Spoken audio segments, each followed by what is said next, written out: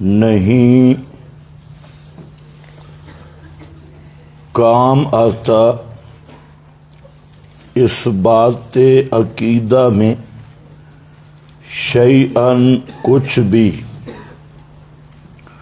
ان اللہ علیم بما یفعلون، بے شک اللہ جاننے والا ہے بما یفعلون، جو یہ کر رہے ہیں. اس آیت پر میں نے آپ کے سامنے ذکر کیا کہ آیت کے دو معنی ہیں. ایک معنی حق سے مراد عقیدہ ہے، اور معنی یہ ہے کہ ظن اس بات عقیدہ میں کچھ کام نہیں دیتا، یعنی ظنی دلیل سے عقیدہ ثابت نہیں ہوگا. اور دوسرا معنی ہے من، بدل کے معنی میں ہے، جس کو من مقابلہ کا کہتی ہے. اور حق سے مراد قطعی دلیل ہے، تو معنی یہ ہے کہ ظن نہیں کام آتا قطعی دلیل کے مقابل. ایک طرف قطعی دلیل ہو، مقابل ظنی ہو، تو قطعی کو ترجیح ہوگی، ظنی قطعی کے مقابلہ میں کچھ کام نہیں دیتا. اس پر آپ حوالے دیکھیں. پہلا حوالہ ہے آپ کے پاس روح المعانی کا. فرماتے ہیں ان الظن مطلقاً لا یغنی من الحق شیئا، ظن مطلقاً نہیں کام دیتا من الحق، حق سے کچھ بھی. فکیف الظن الفاسد، تو ظن فاسد کی کیا حال ہوگا؟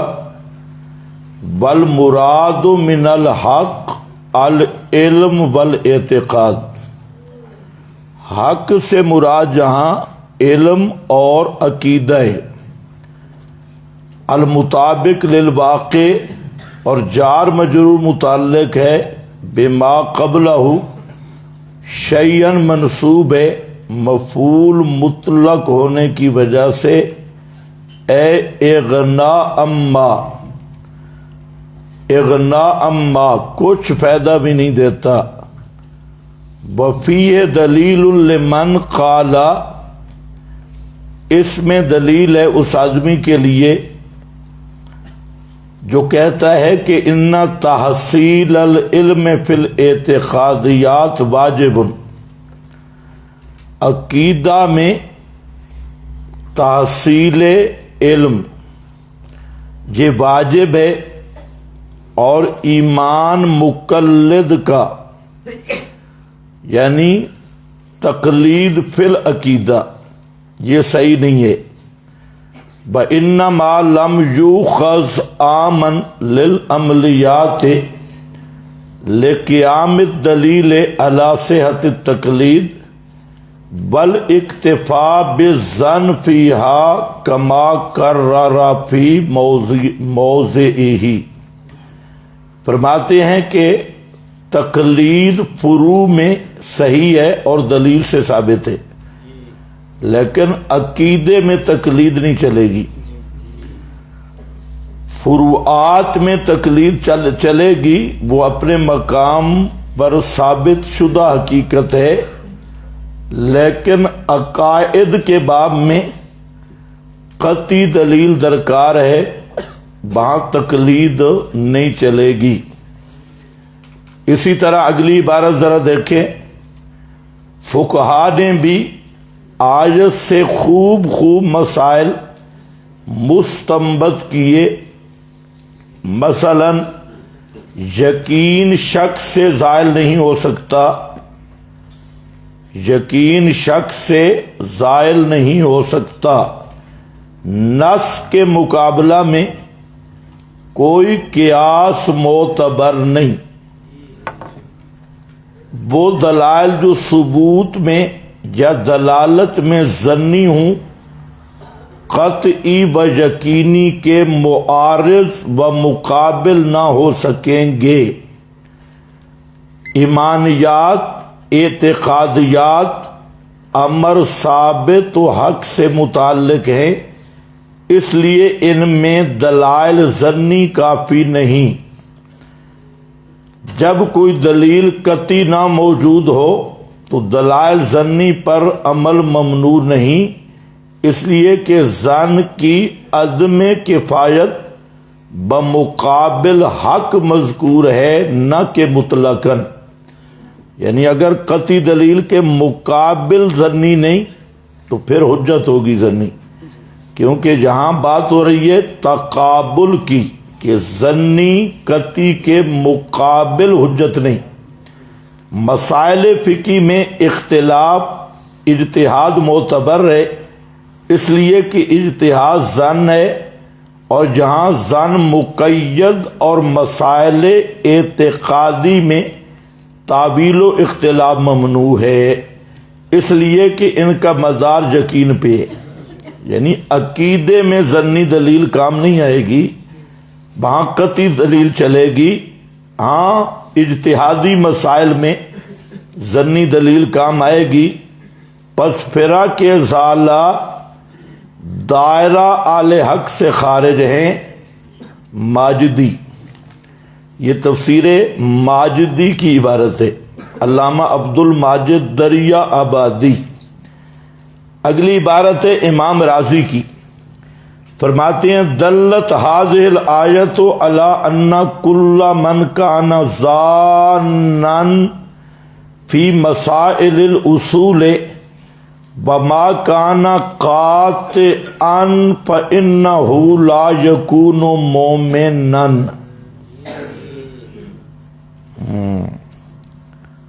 ये आयत दलालत कर रही है कि हर वो आदमी जो अकायद के मसाइल में ज़न के पीछे पड़ा है और उसके पास कती दलील नहीं, तो वो आदमी मोमिन नहीं। ला यकूनो मोमिनन, वो आदमी मोमिन नहीं। अल कबीर, अगला वाला है कुर्तुबी का, वफी हादिल आयत दलीलुन अला अन्नहु ला युक्तफा बिज़न्ने फिल अकायद। ये आयत बता रही है कि अकायद के बाब में ज़न पर इक्तिफा सही नहीं। अगली इबारत बेज़ावी की है। बेज़ावी फरमाते हैं इन्न ज़न्ना ला युगनी मिनल हक़ मिनल इल्म। इल्म किसको कहते हैं? कती दलील को। वल एतिक़ाद, हक इल्म और एतिक़ाद का नाम है। शैअम मिनल इग़नाए, कुछ काम नहीं देगा। और ये भी जायज़ है कि ये मफ़ूल बिही हो।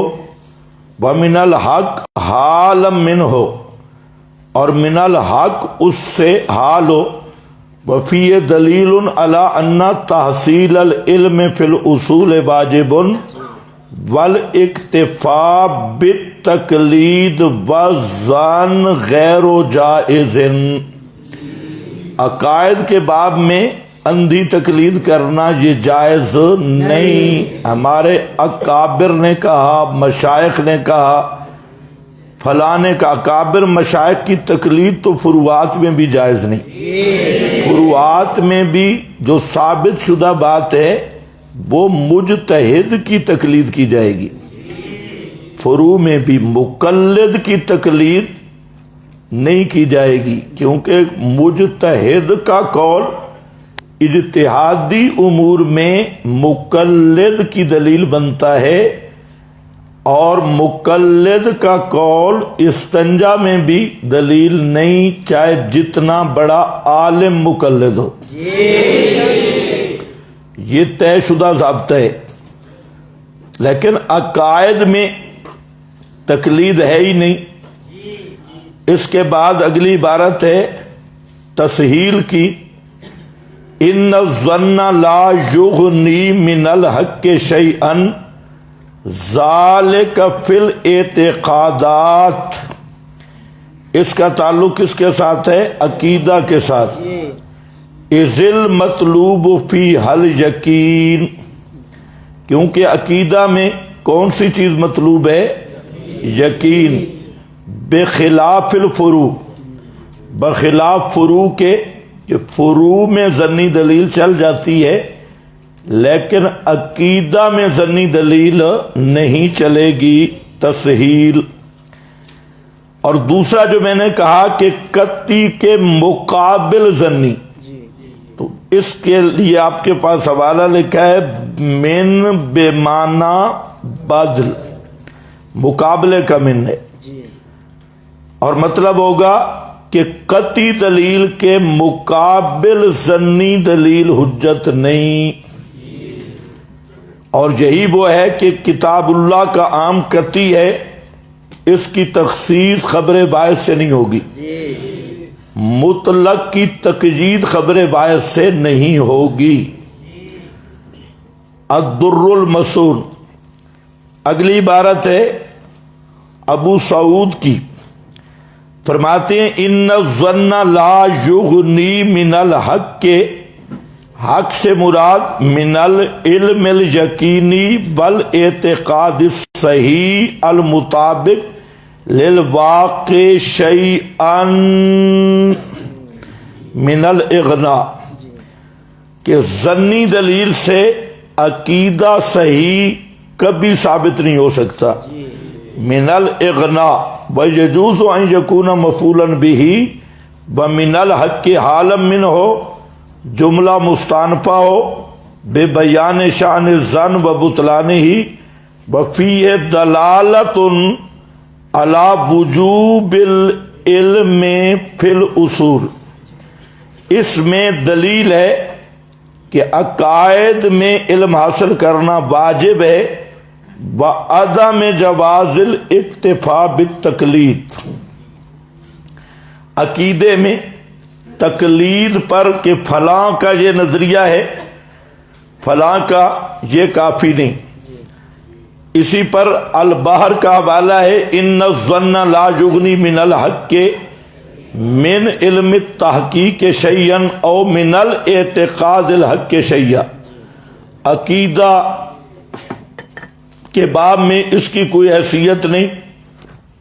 انما ہوا فی الاصول، ظن چلتا ہے، یہ انما، یہ جو بات ہے ظن کی حیثیت نہیں، یہ اصول کی بات ہے۔ وَأَمَّا الْفُرُوعُ فَالظَّنُّ فِيهَا كَافٍ، فروعات میں ظن کافی ہے لیکن عقیدے میں ظن کافی نہیں۔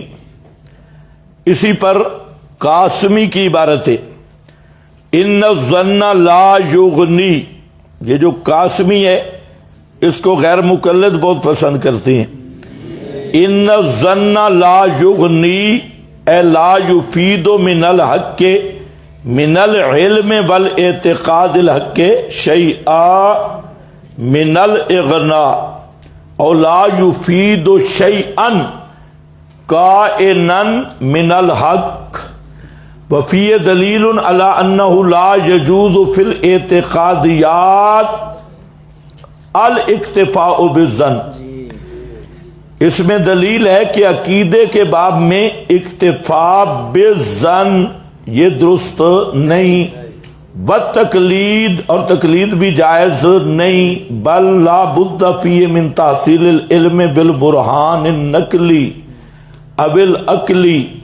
اچھا یہ مظہری ہے، یہ مظہری کی عبارت ہے۔ اگلی عبارت قاسمی کی ہے ان الظن لا یغنی من الحق، حق کا معنی من العلم بل اعتقاد الحق شیعہ، من الاغناء، کچھ بھی پیدا نہیں دے گا۔ تو یہ میں نے آپ کے سامنے علامہ آلوسی ایک، علامہ ماجدی دو، کبیر تین، قرطبی چار، بیضاوی پانچ، تسہیل چھ، ابو سعود سات، البحر آٹھ، اور مظہری نو، اور قاسمی 10، یہ 10 حضرات مفسرین کی تصریح ہے کہ یہاں حق سے مراد عقیدہ ہے، اور ظن مطلق ہے، ظن فاسد کی بات نہیں ہو رہی کہ ظنی دلیل سے عقیدہ ثابت نہیں ہوتا، آیت کا یہ معنی ہے۔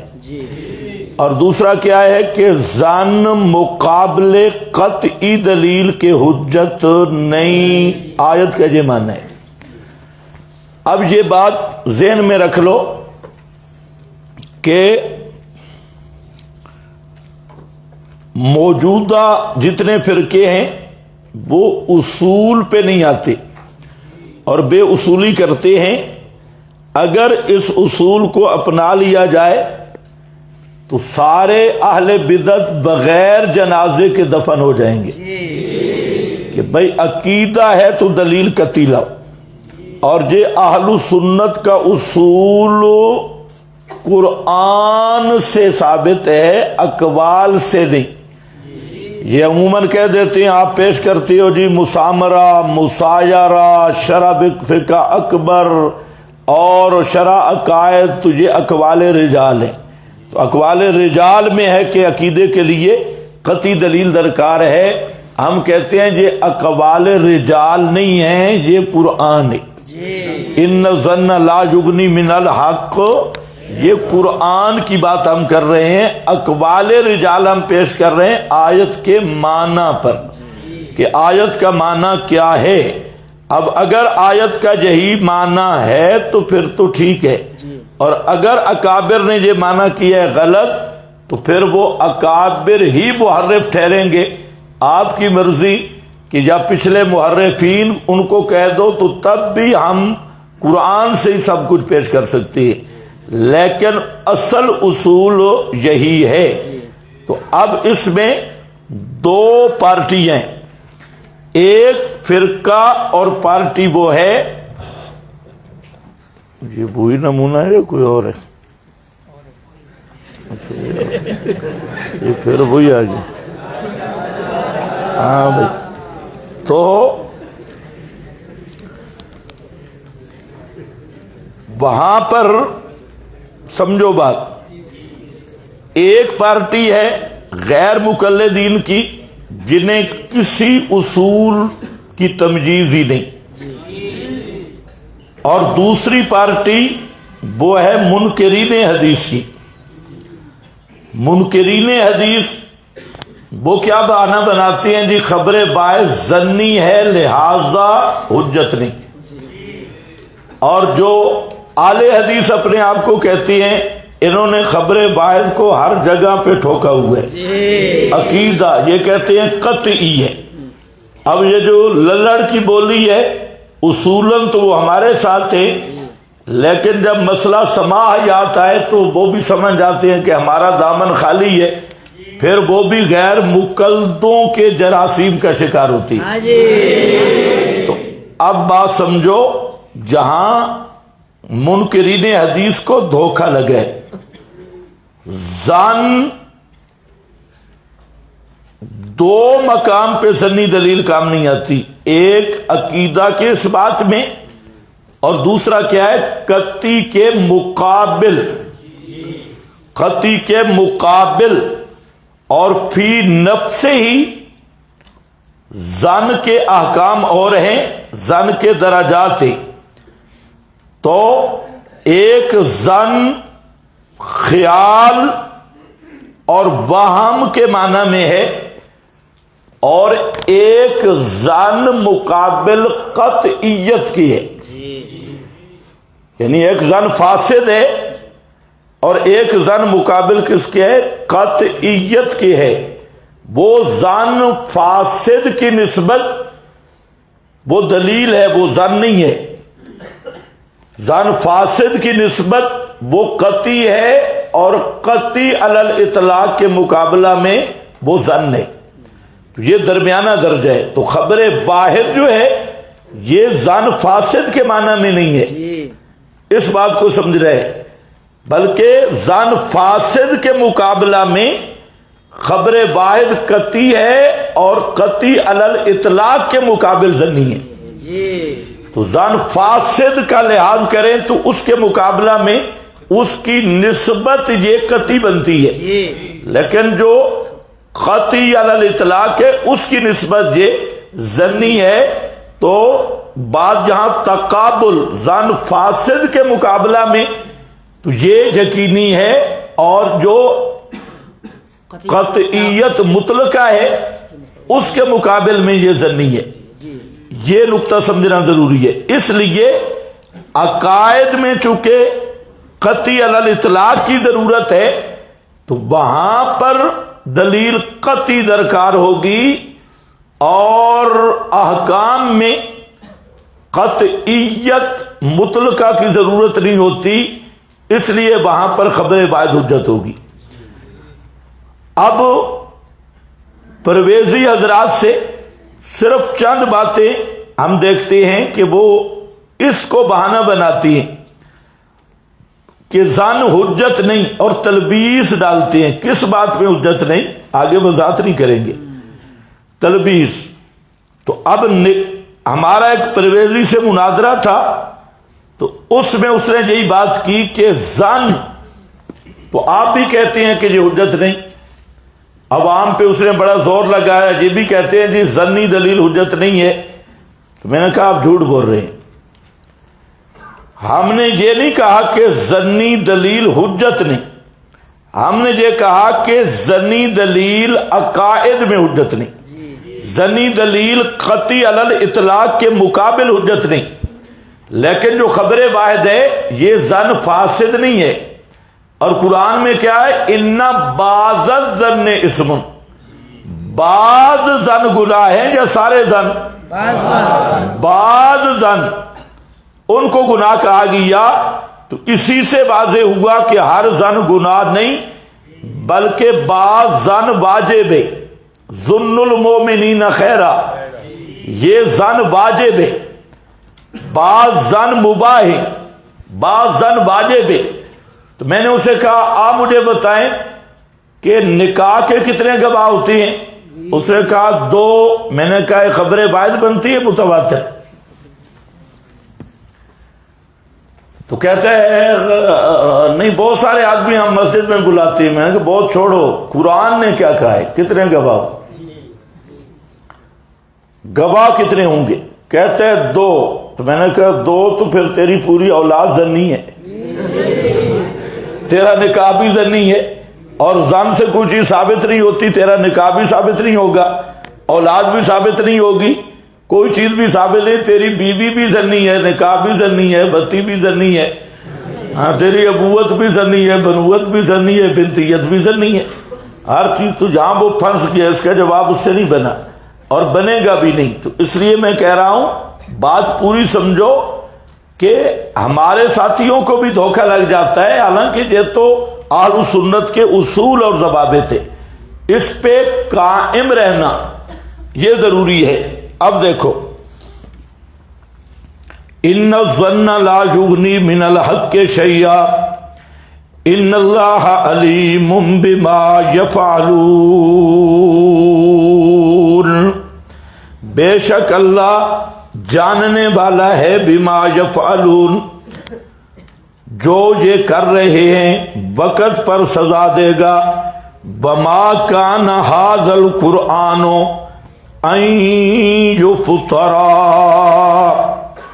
بما کان ھذا القرآن، یہ تمہید بطور جواب شکوہ مؤخر ہے، تمہید ہے، شکوہ بعد میں ہے.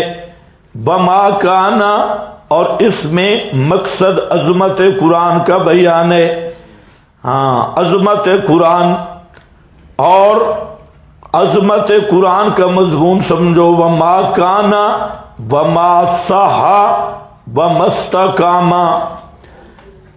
وما کانا کا معنی وما صحا وما استقاما، یہ ہو ہی نہیں سکتا، یہ ہو ہی نہیں سکتا کہ ہو یہ قرآن.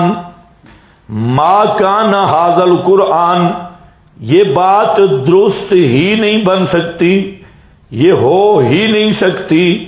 کیا نہیں ہو سکتی؟ کہ ما کان ھذا القرآن، یہ نہیں ہو سکتی کہ یہ قرآن ان یفترا، کہ گھاڑ لیا گیا ہو، گھاڑ لیا گیا، افترا کیا گیا ہو. ان یفترا من دون اللہ، اللہ کے سوا سے، یعنی یہ ممکن ہی نہیں کہ اس قرآن کو اللہ کے سوا کوئی گھڑ لے، اپنی طرف سے گھڑ لے، کسی کے بس میں ہی نہیں ہے. یہ کام ہو سکتا ہی نہیں کہ یہ کسی غیر اللہ کا کلام ہو. یہ قرآن یہ کلام اللہ ہے، اور جیسے اللہ کی ذات بے مثل ہے، یہ کلام بھی بے مثل ہے. یہ ممکن ہی نہیں کہ یہ قرآن کوئی غیر اللہ گھڑ لے، اپنی طرف سے تصنیف کر لے. این یفترا، یہ کہ گھڑ لے. ھذا بیان لإعجاز القرآن، یہ قرآن کے اعجاز کا بیان ہے. اور مطلب یہ ہے لا یستطیع البشر ان یأتوا بمثلہ، کسی انسان کے بس میں ہی نہیں اس طرح کی کتاب پیش کرنا. اور نہ 10 صورتیں نہ ایک صورت. لأنہ بفصاحتہ وبلاغتہ، اس لیے کہ یہ اپنی فصاحت و بلاغت کے ساتھ اور اپنی عمدگی حلاوت کے ساتھ، اور مشتمل ہونا معانی عزیزہ غریزہ پر، نافعہ فی الدنیا والآخرہ. لا یکون الا من عند اللہ، یہ نہیں ہو سکتا مگر اللہ کی طرف سے. الذی لا یشبہ شیء فی ذاتہ ولا فی صفاتہ، وہ اللہ جس کی شبیہ اس کی ذات میں بھی نہیں، صفات میں بھی نہیں، افعال میں بھی نہیں، اقوال میں بھی نہیں. تو جب ذات ایسی ہے فَكَلَامُهُ لَا يُشْبِهُ كَلَامَ الْمَخْلُوقِينَ، جب وہ جیسے خود بے مثل ہے اس کا کلام بھی بے مثل ہے، خود شبیہ سے پاک ہے، کلام بھی مشابہت سے پاک ہے. اس لیے وَمَا كَانَ هَذَا الْقُرْآنُ أَن يُفْتَرَا، یہ کہ گھڑ لیا جائے. ما صحاب مستقام ان یکون مثلا، اس کی مثل کوئی لا سکے. بلاکن تصدیق الذی بین یدیہ، لیکن تصدیق الذی، یہ پہلی فضیلت ہے اور دلیل اول عدم افتراء کی. اس کو کوئی گھڑ نہیں سکتا، اس لیے. لیکن یہ کہ تصدیق ہے الذی، ان کتابوں کی جو اس سے پہلے گزری، الذی بین یدیہ، اس کی جو اس سے پہلے گزری. تو پہلی کتب منزلہ اللہ تعالی کی طرف سے، منزل من اللہ کتابیں، اسی کی تصدیق کر رہا ہے. تصدیق کے 3 معنی پہلے ہو چکے ہیں. بتفصیل الکتاب، اور تفصیل ہے الکتاب. الکتاب بمعنی المکتوب، اور مراد اس سے بیان الاحکام بیانا شافیا کافیا. الکتاب سے مراد احکام ہے، اس میں احکام ضروریہ کا بیان ہے، جو احکام شافی بھی ہیں کافی بھی ہیں۔ شافین کافین ابن کثیر کی عبارت ہے۔ لا ریب فیہ تیسری فضیلت ہے۔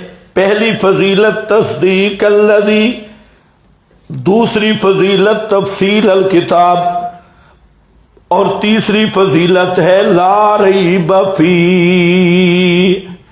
لا ریب فی، کوئی تردد نہیں اس میں، کوئی شک نہیں اس میں، من رب العالمین، رب العالمین کی طرف سے ہے۔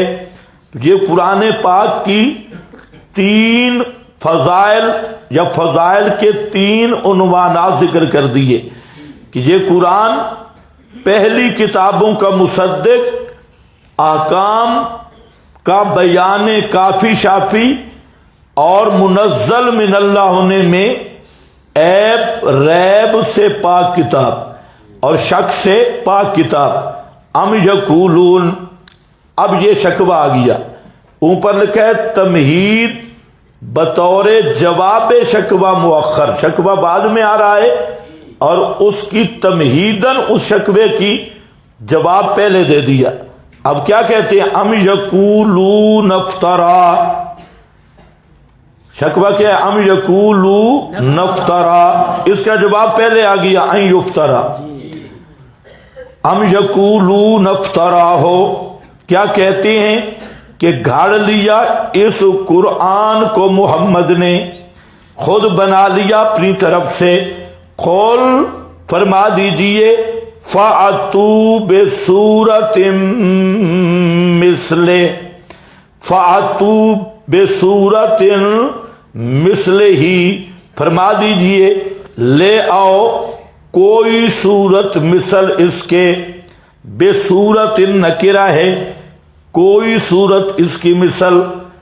تو قرآن پاک کا یہ چیلنج کئی مقام پہ ہے، پورا قرآن لانے کا چیلنج بھی ہے، اور 10 صورتوں کی بات بھی آ رہی ہے، اور ایک صورت کا چیلنج یہاں یونس میں مکہ میں، اور پھر ایک یہ سورہ بقرہ میں مدینہ میں بھی یہ چیلنج ہے، مکہ میں بھی یہی ہے فَأْتُوا بِسُورَةٍ مِثْلِهِ۔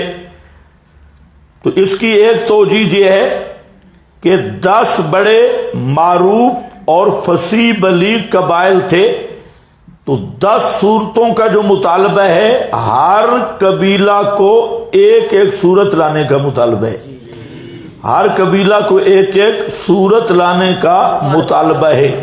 فَأْتُوا بِسُورَةٍ مِثْلِهِ وَادْعُوا مَنِ اسْتَطَعْتُمْ، وَادْعُوا اور پکارو، من استطاعتم ان کو، استطاعتم جن کی طاقت رکھتے ہو تم، وَادْعُوا مَنِ اسْتَطَعْتُمْ اور پکارو، کس کے لیے پکارو؟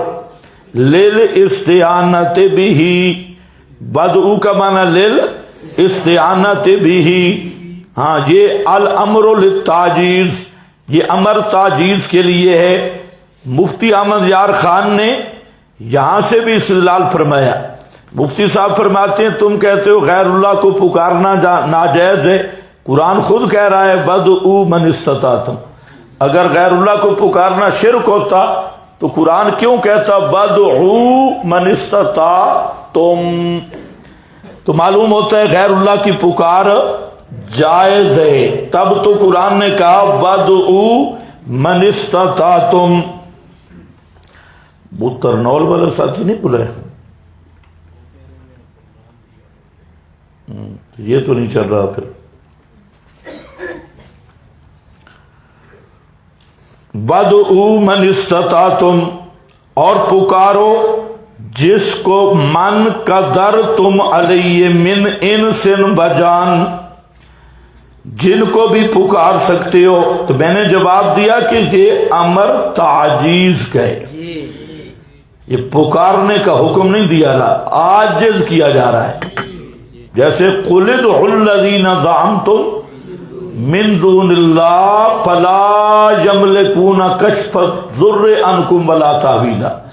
وہاں اللہ نے غیر اللہ کو پکارنے کا حکم دیا ہے کہ پکارو، پکار ثابت ہو گئی. تو مفتی صاحب کا دماغی توازن ٹھیک نہیں، اس لیے بدعو من استطاعتم، پکارو من استطاعتم، جن کی طاقت رکھتے ہو پکارنے کی، بکل من قدرتم علیہ من انس و جان، من دون اللہ، اللہ کے سوا، ان کنتم صادقین، اگر ہو تم اس بات میں سچے کہ یہ میری تصنیف ہے. بل کذبوا بما لم یحیطوا، بلکہ کذبوا جھٹلا دیا انہوں نے، بما لم اس کلام کو جو نہیں احاطہ کیا، بے علم ہی اس کے علم کے ساتھ، ولما جاتہم اور نہیں آئی ان کے پاس، تعبیلہ تفسیرہ، تعبیلہ تعبیل اس کی، تفسیر اس کی، یا آخری نتیجہ اس کا، کذالک اسی طرح بلا تحقیق، کذب الذین من قبلہم جھٹلایا ان لوگوں نے جو ان سے پہلے تھے، فانظر کیف کان عاقبۃ الظالمین، پس دیکھ کیسے تھا انجام ظالموں کا. ومنہم من یؤمن، اور بعض ان میں سے وہ ہیں جو ایمان لے آویں گے، بہی ساتھ اس قرآن کے، ومنہم اور بعض ان میں سے وہ ہیں لا یؤمن بہی، جو ایمان نہیں لائیں گے اس قرآن پر. اور چاچا نہیں ہے صحیح، آپ کو سمجھ نہیں آ رہی ہے؟ اس کو پھونکا مار کے بیٹھ جاتے، پتہ ہے اس کو بلایا پھر کس نے ہے.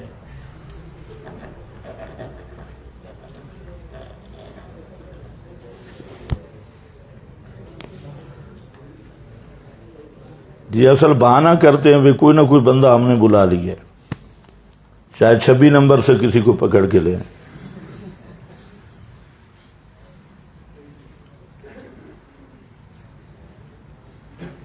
ابھی میں نے آپ کو آدھا گھنٹہ دیا لاؤڈ سپیکر سیٹ کرنے کا، اس کو بند کر دیں.